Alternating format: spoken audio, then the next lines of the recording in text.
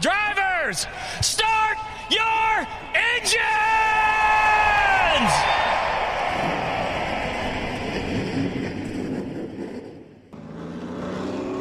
Yellow's out. Phantom's just about outranked him. And she busted her ass. What is up, everybody? Welcome back to the podcast. New week. Lots of racing coming up. And green flag is out, and we're ready to roll 3Y with DJG. Dakota, how you doing? I'm doing good. This week went longer than last week, and it sucked. But I'm glad we're finally back in the studio together. We are missing AJ, though.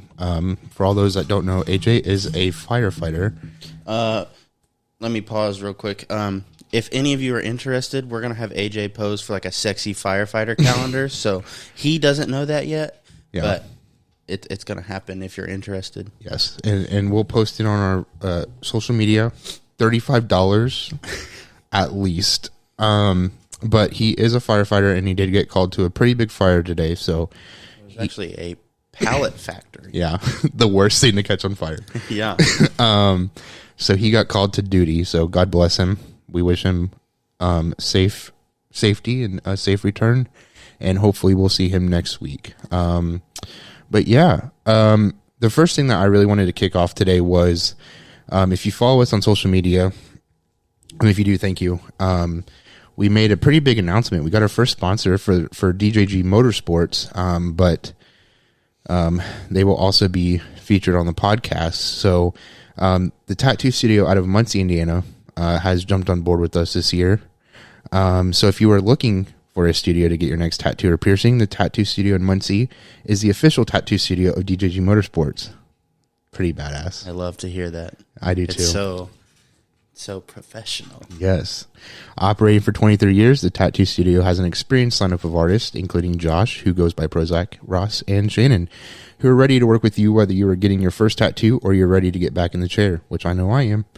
I can promise you that you will leave the studio happy, as I have gotten all my tattoos done at the tattoo studio, and I have been recommending them for years. To make an appointment, you can call 765-284-8429. The tattoo studio is open from 2 p.m. to 10 p.m. Monday through Saturday, and 6 p.m. to 10 p.m. on Sundays. So highly recommend them. Very thankful that they were willing to jump on board with us this year, and I cannot wait to hit the track with them on our cars. Your ad readability is immaculate. I'm telling you, I say I suck at a lot, but I think podcasting, being a host, I think I found my calling. Yeah, I agree. No, we're super happy to have them on board with us.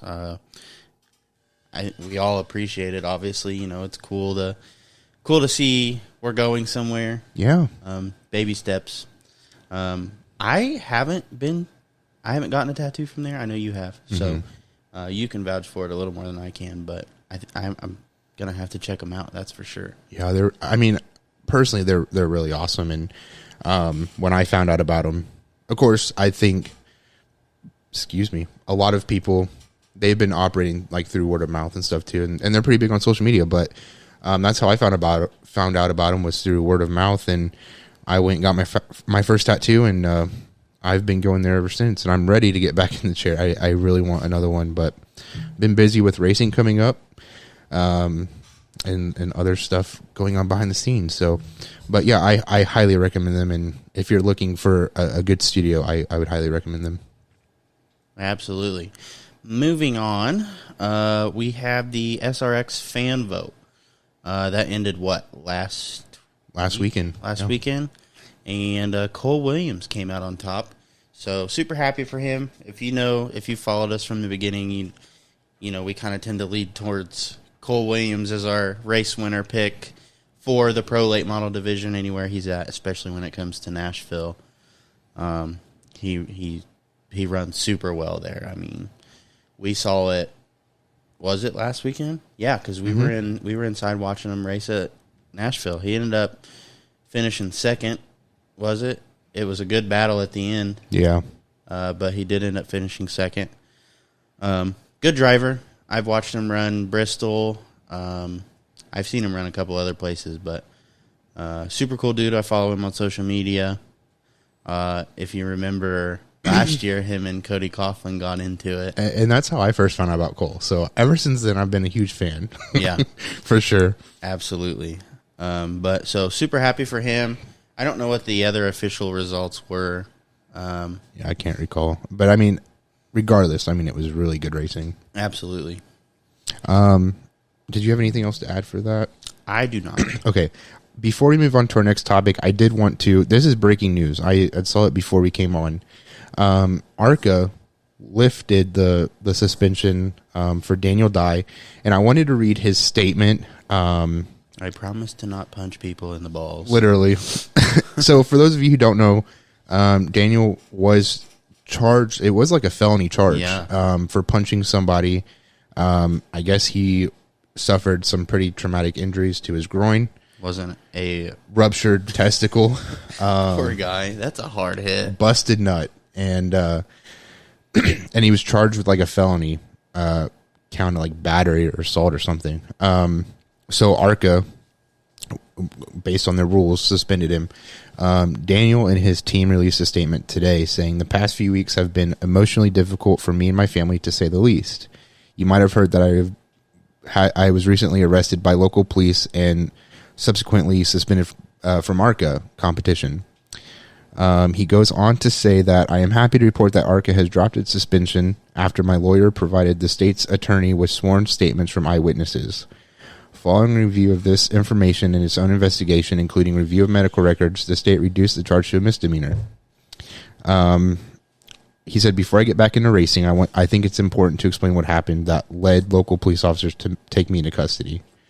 The facts are that me and my classmates have been engaging in a silly and admittedly immature game commonly played at the school between boys and involves hitting each other in the groin area. This has been going on since we were in the 9th grade. The other student got me, and then I got him back. I want to be very clear that nobody was trying to seriously injure anyone in the game, and I am relieved to know that the other student has recovered. God bless him. I mean, okay, I'm going to comment on this, but as a man, you know that it doesn't take much for that to be painful. Yeah. So to hit a man hard enough to rupture it. Yeah. You were like teeing off on a par 5 with that thing. Yeah. Like you were trying to hit pretty decent. Yeah. Like there was some anger behind that for Had sure. to have been. I mean, I don't want to get graphic here, but like the slightest touch sometimes hurts me. So I mean, I can watch people get hit, and I'm like, oh. Yeah. Yeah.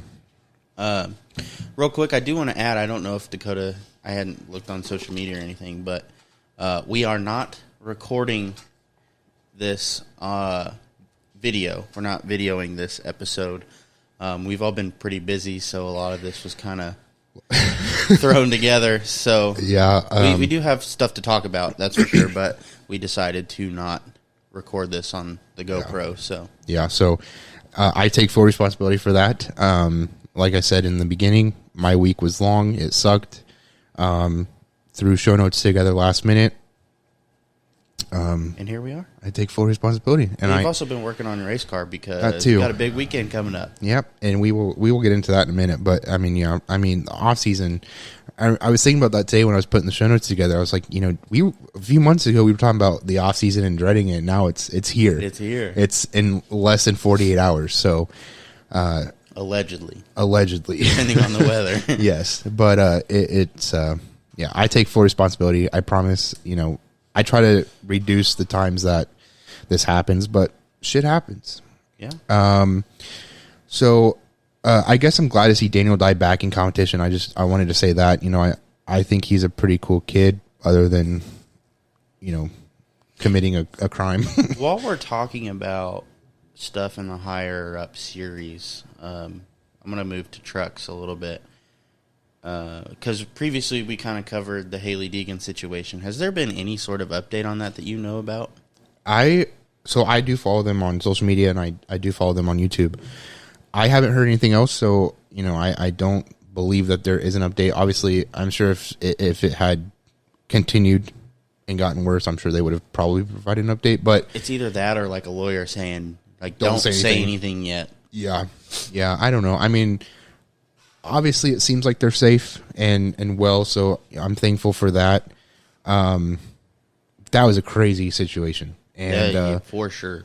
I mean, yeah, I mean, no update from them, but that could because, like you said, loiters are involved, or I know that at one point he was still following them and stuff like that. So, I mean, probably just trying to be quiet, stay low. Which that's a bad thing about being in her position. Like, it's not like she can just go to some little, if you go to some little hometown track, of course everybody's going to blow it up because, Haley Deegan's going to be there. But then, okay, she continues to race her truck schedule. Well, that's everybody knows where they're going. So it's not that hard for him, whoever this person is, to follow them if he wanted to, which is really scary to think about from any person, like any driver's standpoint. Right. And like, I don't remember if I said this last time we talked about it, but like celebrities, I mean, they get death threats, they get whatever. Public people. I never thought that I never thought watching NASCAR or anything like that, I never thought that drivers had to deal with that. I just assumed that, it was like they show up to the racetrack, they race on Sundays, and they do whatever else during the week. I know fan behavior can be crazy, but I just never thought that that's something that happened to drivers. You want to talk about crazy fan behavior, like not even in NASCAR, but like the NBA. Yeah, there was people handcuffing themselves to the goals, trying to glue themselves to the floor, like all sorts of weird stuff's been going on. Like, yeah, but no, I wasn't sure. I follow them on YouTube as well, but I've been pretty busy, so like I haven't even, besides being at work, I haven't even been on the computer that much. So right. I didn't know. I mean, I haven't seen anything, but I'm gonna. I could have also missed it too because I've been super busy with work and stuff like that. But I guess while we're on NASCAR, though, I do want to shout out Chase Elliott for finally getting his first win at Dover. Yeah, thank God. And I also saw that NASCAR reversed their decision with Matt Crafton.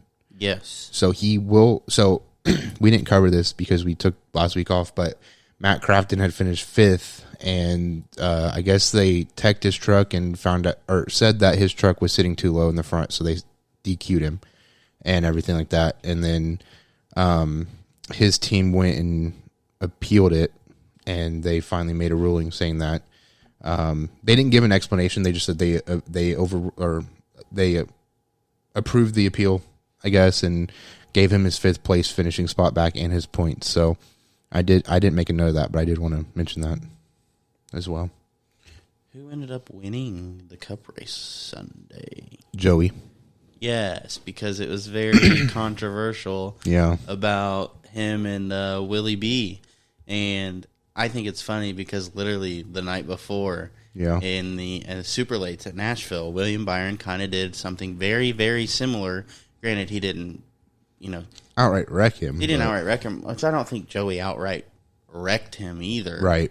I mean, he gave him a very aggressive love tap, but William Byron almost wrecked him and Stephen Nasse the night before going for the win at Nashville. So, I mean, like, he was fine with it then, and then happened to him on Sunday, and he was like, I think it was funny because Judson O'Neill on Twitter, he was like, happened to him the night before, and I tweeted at him, I was like, Judson coming with the heat, I love it. I thought about doing something because he I don't remember if it was him or Jeff, but somebody made a comment like, what did they say? Something about like, that's the only way he can win or something like that. I don't remember. And I was like, I want to take that audio and put it over Willie B doing that to Nasse. I still might do it because I don't think I've ever seen it done yet, but I want to do that and post it. Like I did with Cody Coughlin when I called his ass out. Hey, I'm not afraid to call people out. You do you. Thankfully, I'm too small that Cody probably never saw it, so. You never know. So next up, we have more news on the USAC tire testing update. Yeah. I think Dakota has a little more info on this than me this time, actually. So yeah, I just have the statement. I don't think we'll hear anything else by the series. I think this was their final statement. Kind of them putting the hammer down. I want to read all of this. I mean, I skipped over a lot of the Daniel Dye statement, but I really want to read this because I feel like they made themselves look worse. Maybe not. We'll see. So their statement, they released May 4th, says the following. The United States Auto Club released the conclusion of the most complete an exhaustive tire testing process ever conducted in grassroots racing after 4 tire samples taken at a February event were initially found not to meet the manufacturer benchmark by an initial laboratory test. The anomaly, that's not what it says, but of 4 tire samples identically non-conforming to the manufacturer benchmark led to further testing and analysis as a means to validate the entire testing process used as a guideline by many series and tracks. Due to the unprecedented nature of the initial results, USAC conducted a second test at 2 additional laboratories, along with a second round of testing at the initial laboratory. While the initial lab once again reflected an unusual chemical spike in the results, the 2 additional labs could not validate any unknown chemicals varying from the original tire manufacturer. As a means to be conclusive in the results, USAC sought one of the highest authorities in rubber compound analysis used by OEM manufacturers for rubber chemical analysis and polymer performance testing. No, and then they bolded and underlined this part. No previous level of grassroots racing has taken this step before in analyzing rubber compounds post-race. The extensive analysis provided several insightful facts that could be valuable in understanding future tire analysis. And they gave like bullet points. Chemical analysis of unused tires was conducted to study tread rubber compound compositions and identify types of chemicals incorporated by the manufacturer. Chemical analysis of used tires was conducted to study routine chemical containments from track contact surfaces after a race. Contaminants. Thank you. I suck at English. I'm from Minnesota. Minnesota. Chemical analysis of different used tires was conducted to study non-routine chemical species. My God. That could be present and influence performance during a race. The chemical in question, which was identified in the initial first lab test, was not found in all subsequent testing by 3 additional labs. The findings of the final lab results were conclusive. No significant difference in chemical analysis between the known samples and the original manufacturer benchmarks were found. That's just a statement. Hold on. The analysis and steps we took in the process were painstaking and costly. I'm sure they were. But the results give us 100% confidence in our decision and in standing in front of competitors, fans, and member tracks. USAC, while going forward with the initial results may have been easier in some ways, we know how important it is to pursue the correct results and ultimately have a means for validation of any penalties assessed to competitors. The intense testing process was conducted on the basis of team appeals to the original findings and offer insight into the appeal level process USAC has in place for its licensed members to ensure integrity in the sporting competition. And then, so that was their statement, and then they came out with a new tire appeal process, which I will kind of cover real quick. Step 1, initial field tire test. Level 1 lab, which is their current rule, race disqualification and loss of purse prize money, 6 race suspension in series, $2,500 fine. Step 2, first appeal. Oh, wait, hold on a second. Yeah, okay. First appeal level 2 lab. To appeal level 2 lab requires team deposit of an additional $2,500 within 1 week of penalty. If lab 2 meets benchmark, all prize money and fines are returned. If level 2 lab does not meet benchmark, total race suspension 12 races and a total fine of $5,000. Jesus. Second appeal, level 3 lab. To appeal in a level 2 lab requires team deposit of an additional $5,000 within 1 week of denied appeal. If level 3 lab meets benchmark, all prize money and fines are returned. If level 3 lab does not meet benchmark, total race suspension is 24 races and a total fine of $10,000.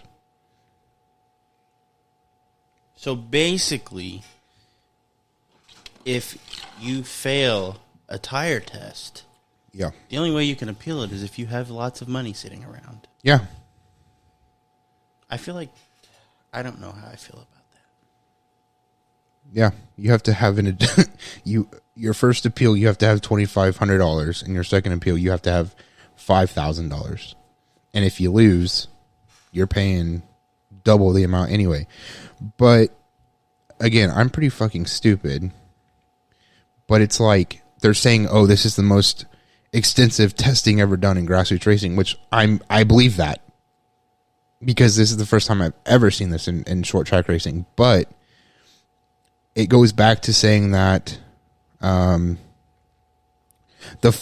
they bolded this and underlined this too. The findings of the final lab results were conclusive. No significant difference in chemical analysis between the known samples and the original manufacturer benchmarks were found, which is what we figured, with two labs saying the same thing and then their one lab right saying, nah, like, this is what we're finding.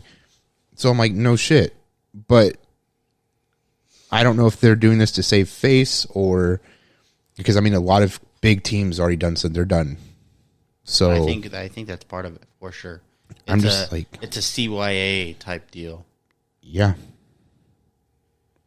I mean, I read that the first time. I was like, maybe I'm stupid, but this just makes them look worse.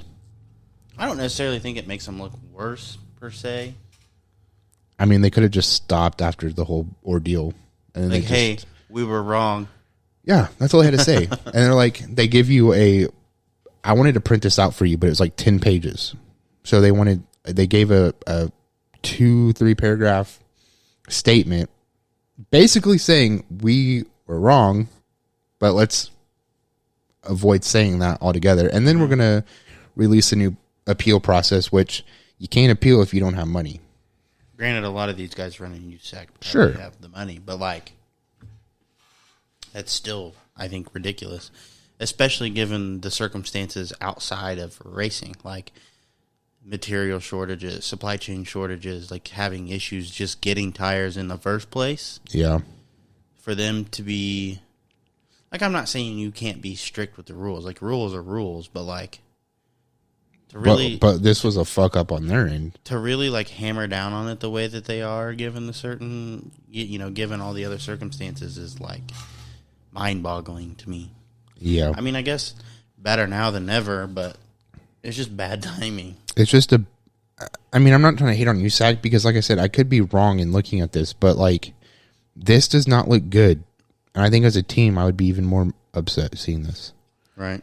With them basically saying, hey, we spent a shit ton of money to test these tires, and it's been this started in February, and we're in May, and basically it's like no significant difference were found. Oh, and by the way, you're gonna have to pay us money to appeal your ruling, which I'm just like you said. I mean, the labor shortages, or not the labor shortages, the material shortages. I mean, it's hard as hell to get tires now. I've seen a bunch of races get canceled or like entry list shrink. I mean, there's literally a baby formula shortage. Yeah, right, I mean, yeah. And, the cost of racing just keeps going up and up and up. Yeah. So it's like, people don't have money as it is. Right. So it's like, why would I want to pay $2,500? Why would I want to pay $5,000 to appeal something that could be a wrong ruling anyway? I mean, granted, you get it back, but like, you have to have that money. That's a big gamble. Aside. Yeah. Because if you lose, which I would have serious issues trusting this after the first debacle, to lose $5,000 or $10,000, but that's just me. Granted, $2,500 is about how much it takes up to fill up my tank on this new car. Yeah. I'm joking. Like, a little bit of sarcasm here, but I put premium in it, and it's like $4.80 a gallon. Yeah, that's the price you pay. But no, so I don't know if we'll see anything else about this for a while. I'm sure teams are. I guess I shouldn't say I'm sure. There's probably a few guaranteed teams that are like, this is bull, blah, blah, blah, blah, blah. Some teams are probably all here for it. Mm-hmm. But, like, I think in my shoes, I'm like, well, you guys already, like, screwed the pooch on this one. Like, no. Yeah. You did all this just to go back on your word and say, well, we didn't find anything. Well, yeah, and like I said, I'm not going to speak for you, but, like, maybe I'm just not understanding it right. That's very possible. I really wish we could have got Chance's response on this and asked him what he thought about it, but I don't know. Maybe sometime. But like at Bristol, when Kyle Larson, because last week I wanted to talk about the issues that Kyle Larson had at Bristol.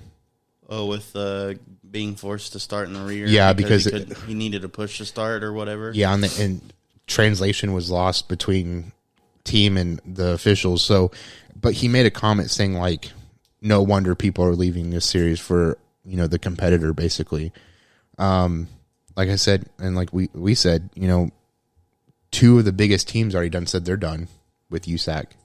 So I wonder if any more are going to follow suit, or if maybe this is fine with the teams. I don't know. I would like to get like a team response and would love to. And see or get Chance, he has connections, see like what teams are thinking about this response from USAC. The problem is, I think it'd be difficult to get a team to tell us exactly how they feel about it, because, right, where they're like, we feel this way, but we're not going to say it publicly. Right. And that's why we do it anonymously. But seriously, I mean, yeah, I get that, but I would love to hear what owners, drivers have to say about this, because like I said, maybe we're looking at it wrong, but I'm confident that they fucked up.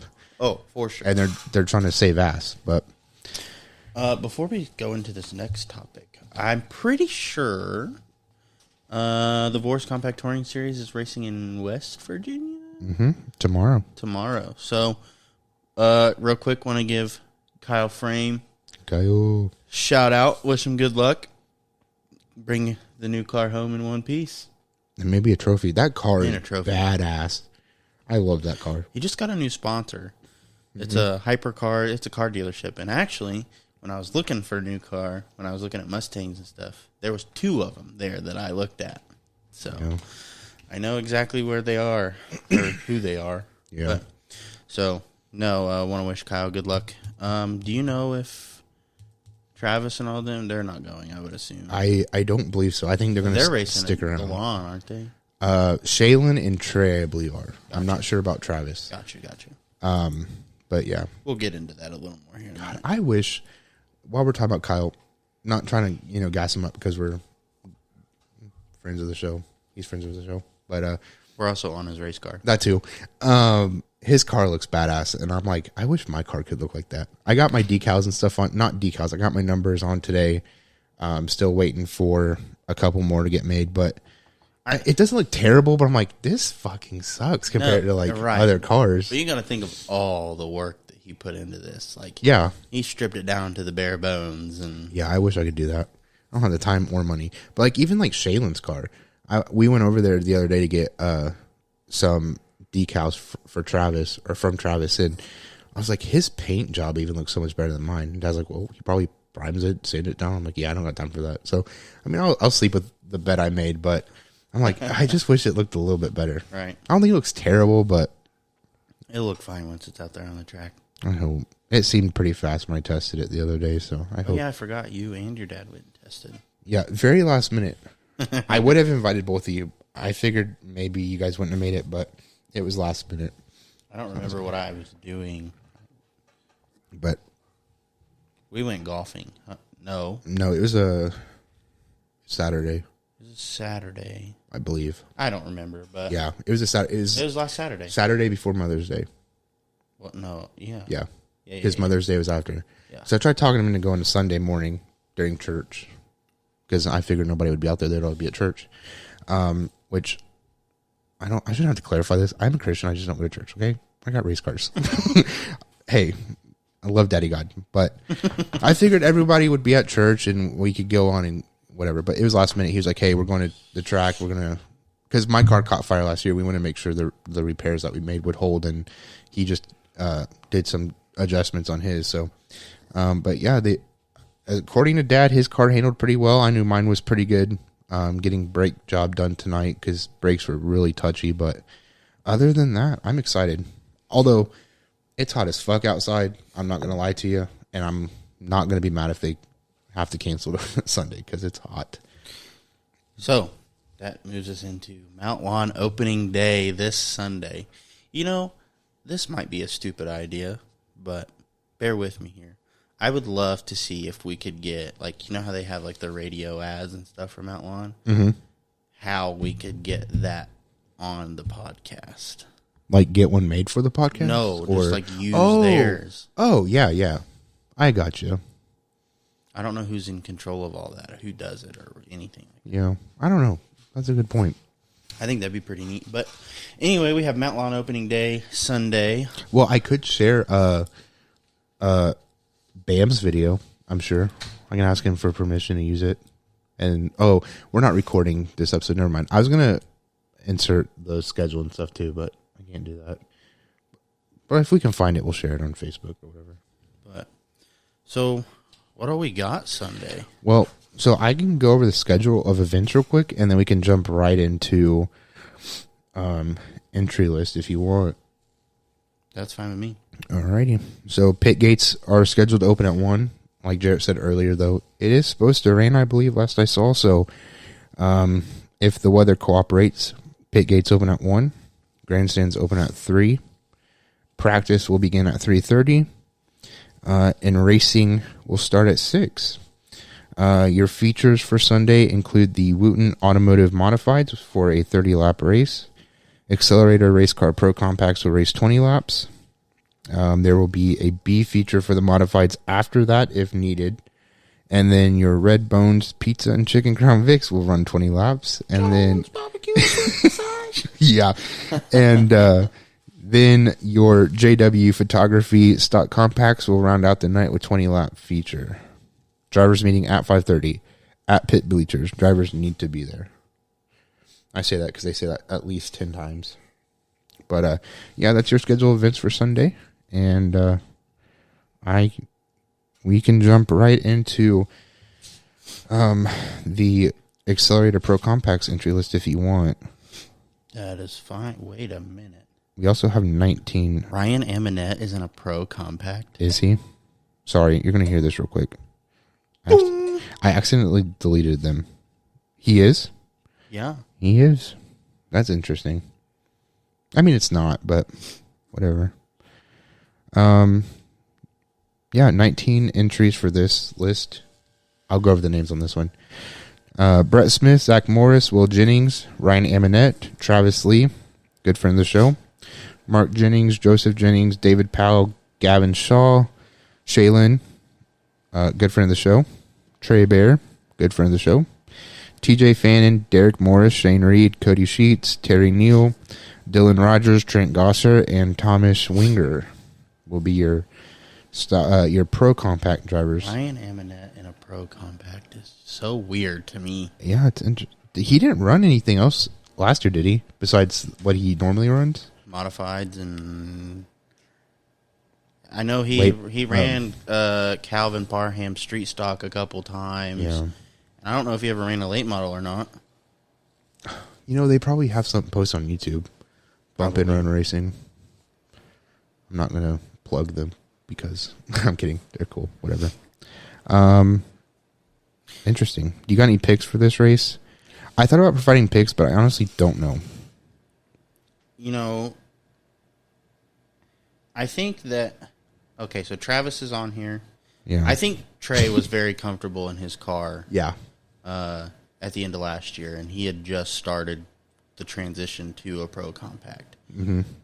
So I think I want to give Trey. I think he's got a pretty good shot, but I also think Ryan Eminette can just drive anything he gets in. So I think I gotta go with Ryan Eminette here, just because. Yeah. So for those of you who don't know, Travis, Shaylin, and Trey all run under the same garage. They're on the same team. I believe it's Busted Nuts Garage. Of course it is. Yeah. It's it's funny. I know Shaylin, Travis, and Trey, they're all made that transition from stock to pro. I know that they've been working hard on their cars. Last time I spoke with them, they were pretty confident that they would have a good running. So I'd love to see one of them pull off the win. But like you said, Ryan Eminette, doesn't matter what he drives at Mount Lawn. He's pretty good at the track, and I would not be surprised if he pulled off the win. I also know that the Jennings are pretty good drivers too. So I mean, like this class, it literally could be anybody. Absolutely. Now moving on to the Demolition Derby that we call the Red Bones Pizza and Chicken Crown Vics. Minus me, there were, if you include me, when they originally made the post, there were 36 total Crown Vics, which is mind-blowing. So I'm going to run through the list here. I'm not on this list because I told them to take me off because I will not be racing this weekend. We have Matthew Benzenbauer, Andy Keller, Dawson West, Kyle Evans, Jordan West, Corey Slavey, Owen Aaron, Jason Pitts, Ryan Edwards, Elliott McKinney, Austin Ward, Chris Kindler, Jared Keller, Matt Whitty, Noah Allison, James Mikesell, Mike Likens, Greg Clark, Rodney Hammonds, Chase Adams, Tommy Pitcher, Jacob High, Caleb May, John Lister, Dakota Brow, Austin McIntyre, Shelby Crabtree, Frank Hardcastle, TJ Calloway, Jacob Mills, Shane Slavin, Alexa Owens, Carson Wright, Austin Evans, and Randy Hobbs. That's a lot of cars. Yeah. And I think initially my pick, John Lister comes. He makes a trek from Kentucky. Yeah. Every weekend that we race. But he comes and absolutely dominates. However, Frank Hardcastle always gives him a run for his money. Usually it's kind of those two battling it out. I know Rodney has a new car this year. Lots of guys that I don't know at all, honestly. Yeah. So there might be some sleepers on here that just come out and absolutely baffle everybody. Mm-hmm. I'm kind of excited to see how Tech goes this year. I think Sunday I'm going to go kind of hover over Tech of the Crown Vics just to kind of see what that looks like. I know it's opening day, so a lot of them will be walking around the pits throughout the day anyway. That's probably the most thorough job they'll do all year. I'm not going to lie to you. So yeah, I mean, I think John is a very, very safe pick for this class. Although I know Shelby Crabtree, she's a pretty tough driver. Dawson West, I know he ran pretty well out there last year. I think this might be Caleb May's first season in the Crown Vic. I don't know him too well, but I know that he is expecting his first child, so congratulations, Caleb. Yeah, I mean, I'm going to have to go with John Lister here. I mean, him and like you said, Frank Hardcastle, both pretty dominant drivers at Mount Lawn. So I would not be surprised. Although, I mean, obviously, my dad is on that list, so I hope that he comes home in a pretty good spot. But I to be honest, I don't think that we're at that level yet to where we can. Although your dad did some stuff to his car in the off-season, he might come out and surprise a lot to people. I hope. It'd be nice. Yeah. I would probably shit my pants. Plus, he already has some seat time, so he's a little more comfortable behind the car. He's going to be a little more comfortable behind the wheel of the car this year. So, I mean, it's really only up from where he started, you know what I mean? Right. So. Yeah. Yeah, I agree. And then if you're a modified driver and you're listening to the show, I do apologize. I looked for an entry list for you guys, and I couldn't find it. So I anticipate there being a lot because there was a lot last year, and I know even more people got modifieds this year. Yeah. Yeah, it's going to be a big race. I do wonder if Brent is going to be there. I mean, I wouldn't be surprised. But he shared or whenever I think Bam posted the video about opening weekend, he shared it and said getting closer. So I think he's planning on running most of the races this year. I think it's going to be the trucks race on Friday, and then he flies home and then gets the car ready and then goes to the track Sunday. And flies back. Yeah. Yeah. All righty. Well, again, sorry any of you modified drivers, but I wish you all the best of luck, and I'm sure there's going to be a ton of you. And then we have our JW Photography Stock Compacts entry list. There's 31 drivers on this list.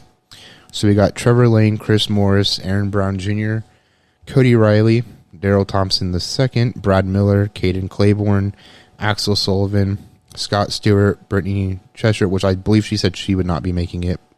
So that'd be 30. Devin Montague, Caden Oldham. Shaylin's on this list, but I'm not sure how accurate that is.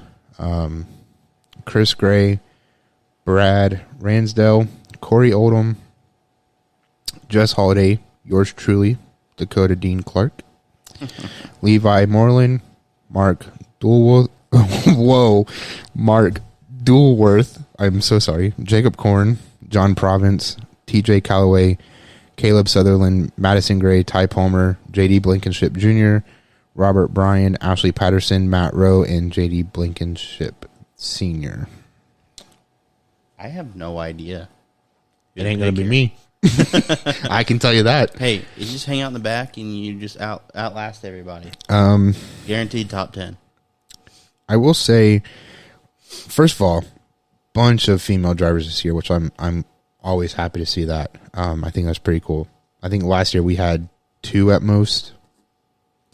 I will say Brad Miller, very dominant driver out in the compacts. Would not be surprised if he pulled home the win. I'm trying to think here. I think, Daryl, I think he won a couple last year. Although you know who that is, I'll tell you later. But you know who that is. Yeah, the video you sent me. Yeah. I'm trying to think. I mean, there's some names. These names don't Blankenship. I know. Yeah, I want to say Axel was out there last year. I know he was. Caden Oldham's a rookie this year. Him and Corey both are, I believe. Is that both of the boys or which? I think what's so. their dad's name? I don't know. Because he had a car out there last year that ran maybe once. Yeah. So I don't know. I've seen one of their cars on the trailer out in front of their house. Mm. So yeah. Yeah, I don't know. My pick is going to be Brad Miller. I feel like that's a good safe pick. Yeah. And then to be honest, I don't know. Like all the females, I don't know any of them. I know some of them are coming from, I want to say Speed Drum. Yeah, I don't know. It'll be interesting. That's for sure. I mean, 31 compacts. Good Lord. Not looking. Well, I mean, my car's not done. I haven't touched it. So. Yeah, but I mean, if you go Sunday, I'll probably be there at least for a little bit. You'll have a good idea. Yes, thanks. Of what to look forward to. Yeah, I definitely at least want to see. I want to see you race, and I want to see the Crown Vics. Like you said, just to kind of get a feel for everything and see how your car's doing this year. Yeah, I mean, I haven't done shit to it besides what we did after it caught fire. But let it burn. Yeah, if it blows up this year, it's going to burn. I'll bring it back to the house and just make a bonfire out of it. But I mean, I'm looking forward to it. I'm excited to get back. Although it's like 97 degrees outside. It's warm. So I'm not, and you know, I'm not going to lie to you. I'm a pretty big guy. And so this time of year is awful. So, you know. How much are, like, cold suits? Too damn much. Because I shit you not, I looked at one last year. And I want to say it was probably $200 and something. Yeah. Well, I'm talking about the one, I don't know what, maybe we're talking about the same thing. I don't know. But it's like a box of cold water, and you have tubes. Yeah, it just circulates. Yeah, to help you keep cool. Too damn much. So I'm just gonna have to go with the breeze that comes through the window net. But I mean, it gets hot in those cars. So is it like? So do you get hot as you're racing, or is it more just when you're sitting there waiting to go? Sitting there waiting. For me, when you're racing, you really don't focus on the little shit. You're focusing on the race. So I can block that out then. But once you get that car parked and you're unbuckling your belts and everything, you're getting out. You're burning up. And like there was times last year where like I would cramp bad. Like my stomach would cramp so bad, and that sucks. Drink more water, son. Yeah, it probably doesn't help that I chug it when I get out too.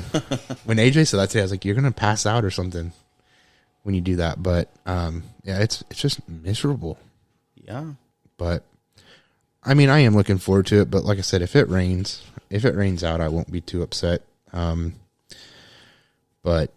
I don't know. Off season went by really freaking quick, real quick, which I knew it would. But when you're in the off season and you're like, oh, I can't wait for it to get around, and then it's like it punches you in the face, and you're like, what the fuck? What just happened? I blinked my eyes, and it's racing season again. Yeah, I woke up and it was 95 degrees and May 15th. That's all I had today. Yeah, I don't have much else. I'm excited to see how everything goes this weekend. Next week, I'm sure we'll talk about this weekend. Yeah. We'll We'll talk about, probably bring up some cup racing stuff, a little bit of everything, whatever we got. See if any other news in the racing world pops up, and we'll definitely keep you informed.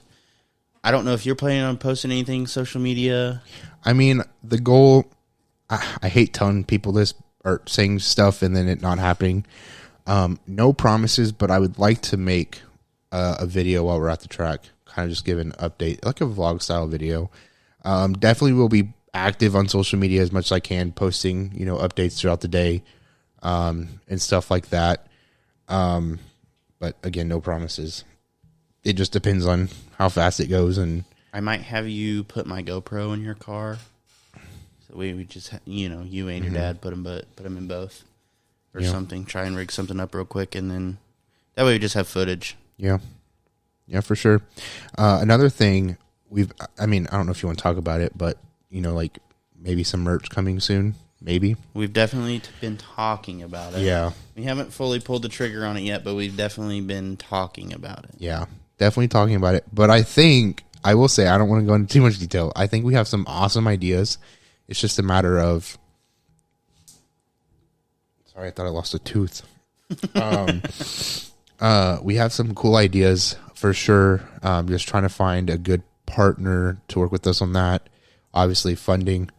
And like the interest level. Would people really be interested in having t-shirts and stuff like that? But I don't know. I mean, I'm going to make one for me and us three regardless, but I want one. Yeah. If we go with what I want, what I think all three of us want to go with, I think it'd be a cool drop. The problem is like only a select few people will totally understand what we're talking about. Well, that, and I but feel like, I'm like, I'm going to go off topic for a second. I'm going to be real, but not too real. Keep it a buck. When we brought AJ on, I figured there'd be a lot of reactions. Kickbacks. Yeah.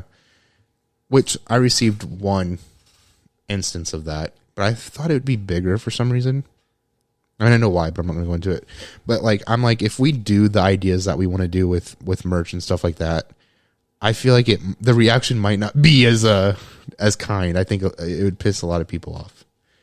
If you're pissing people off, you're doing something right. That is true. Fair enough. But yeah, that's all. So maybe we'll have merch in the coming months. Obviously we'll post about it, but and then I do want to recap. I really do want to thank the Tattoo Studio again for jumping on board with us this year. I'm really looking forward to that partnership. I also have we have some ideas, some cool ideas around that too. So really looking forward to that, and I'm ready to get the season started. Me too. All right, everybody. Thank you for joining us this week on 3Y with DJG. We hope you stay tuned on our social media if we can keep up with posting. We hope you join us next week, and we will see you then.